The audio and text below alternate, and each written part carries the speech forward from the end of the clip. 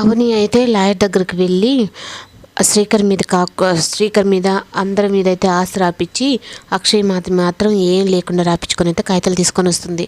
ఇక్కడైతే పల్లవి అయితే లోకనాథంతో కూడా వెళ్ళి ఆ పేపర్స్ని మళ్ళీ మొత్తం ఆస్తి అక్షయ్ పేరు మీదకి అన్నట్టుగా రాపించుకొని వచ్చి అప్పుడు అక్షయ్కి అయితే మీరు ఈ పేపర్స్ మీద సంతకాలు పెట్టండి అని చెప్పని అవని అంటుంది.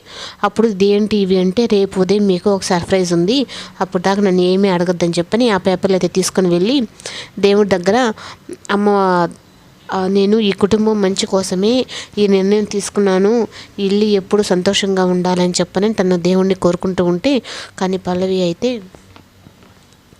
ఆ పేపర్స్ని మార్చేసి అందులో తను రాసుకొచ్చిన పేపర్స్ని అయితే పెట్టేస్తుంది.